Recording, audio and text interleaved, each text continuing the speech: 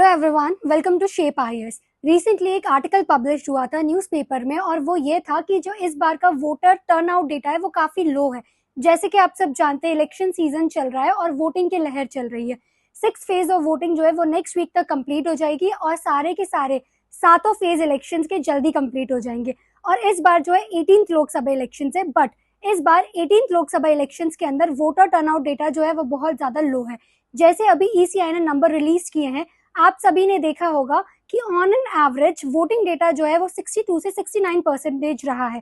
अगर हम urban cities की बात करें तो ये थोड़ा काफी लो है, क्योंकि अगर हम बात करते हैं बैंगलोर मुंबई की तो इस बार जो वोटिंग एवरेज रेंज है वो उनकी 49 to 50% रही है। तो इन शॉर्ट जो वोटिंग डेटा है वो काफी कम रहा है, काफी लो रहा है as compare to previous general election, Lok Sabha election की हम लोग बात करें तो।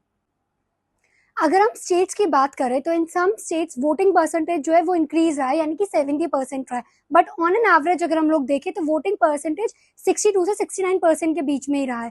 दिस डेटा, अगर आप इस डेटा को कंपेयर करें प्रीवियस जनरल इलेक्शंस के साथ, so it appears that there is a decrease in the voter turnout this time. Now जो राइटर है, जो एक्सपर्ट है इन स्टैटिस्टिक्स में, और वो draws analysis on the basis of election data. According to him, अगर इनकी बात माने तो voter turnout data can provide an indication कि कौन सी पार्टी इस बार कितने वोट्स जीतेगी और किस पोलिंग बूथ के साथ किस सीट्स पे अवेलेबल होगी। जब भी वोटर टर्नआउट डेटा इंक्रीज होता है, डिक्रीज होता है, तो ऐसा माना जाता है कि conventional political wisdom points to certain trends that is established in the past. यानी कि वोटर टर्नआउट डेटा और इससे इंक्रीज होने और डिक्रीज होने से काफी इफेक्ट पड़ता है कन्वेंशनल पॉलिटिकल सिस्टम की। अगर हम लोग बात करें, अगर हम इसी को देखें एक एग्जाम्पल के थ्रू यूएस के अंदर और इंडिया के अंदर, तो हम इसमें डिटेल में समझते हैं कि इसमें अगर हम कंपेयर करते हैं दो कंट्रीज में तो इनमें क्या डिफरेंस होता है।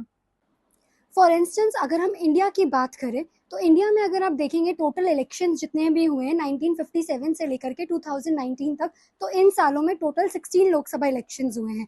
तो हम लोग यहाँ पर सिर्फ जनरल इलेक्शंस की बात करें तो 16 लोकसभा इलेक्शंस में से 10 लोकसभा इलेक्शंस ऐसे थे जहां पर हमने वोटर टर्नआउट इंक्रीज देखा।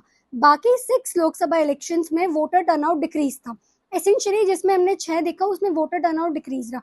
बाकी अगर हम 10 का अगर स्टार्ट देखें तो 10 वाले ऐसे थे जिसमें से 4 बार यानी कि 4 टाइम्स जो था वोटर टर्नआउट ज्यादा था और 4 टाइम जो रूलिंग पार्टी थी वो जीती थी, और उसमें से केवल 2 टाइम जो था रूलिंग पार्टी हारी थी। तो जो रूलिंग पार्टी यानी कि इनकम्बेंट पार्टी जो रूल कर रही थी वो हारी थी जब वोटर टर्नआउट बढ़ा था एक तरफ, और एक तरफ जब वोटर टर्नआउट घटा था। पर अगर स्टैट्स की माने तो ये रिपोर्ट थोड़ी अलग हो जाती है। अब इस आर्टिकल में बताया गया है कि ऐसा क्या होता है जब वोटर टर्नआउट ऊपर और डाउन होता है, तो हम इससे थोड़ा बहुत प्रेडिक्शंस लगा सकते हैं, पर बाकी प्रेडिक्शंस के लिए हमें थोड़ा डीप एनालिसिस में समझना पड़ेगा। अगर हम लोग कन्वेंशनल पॉलिटिकल विजडम की बात करें तो वो थोड़ा डिफरेंट होता है। उसको समझते हैं कि कन्वेंशनल पॉलिटिकल विजडम होता क्या है।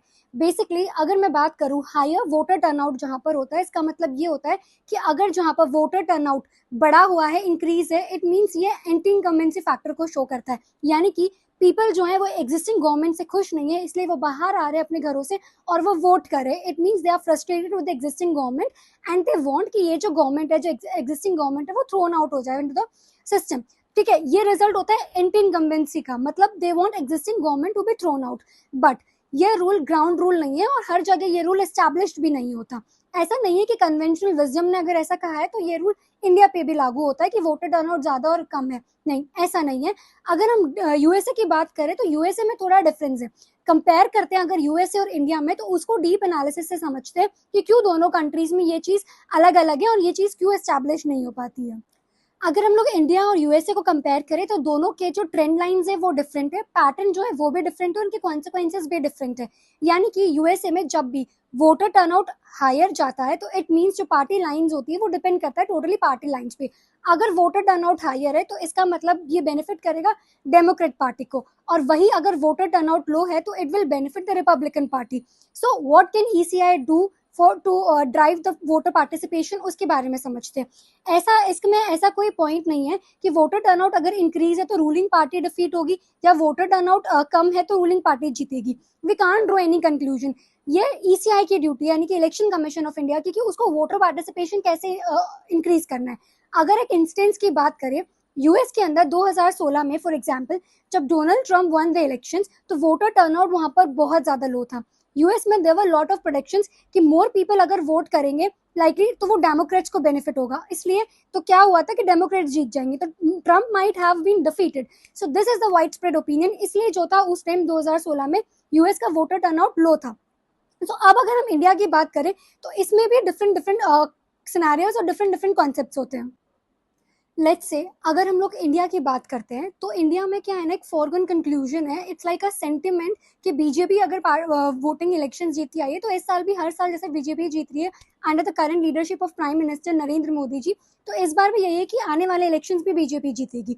सो this is a foregone conclusion in the minds of the voter, but so they don't feel the need of voting. वो लोग समझते ही नहीं, उनको पता है कि बीजेपी ही आएगी, तो वो चाहते ही नहीं है कि वो बाहर जाके वोट करें।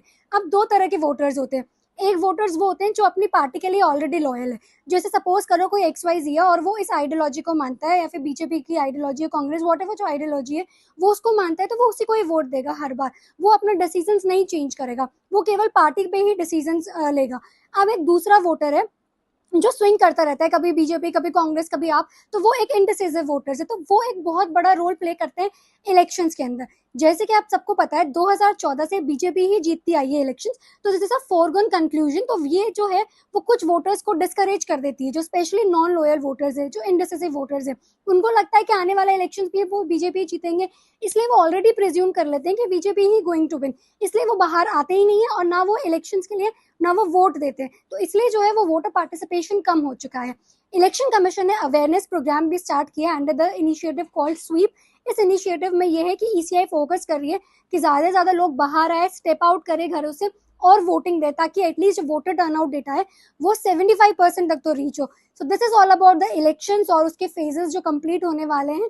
Till then we'll see about all the results, whatever the results will come on the 4th of the June. So if you like the video, please share and subscribe.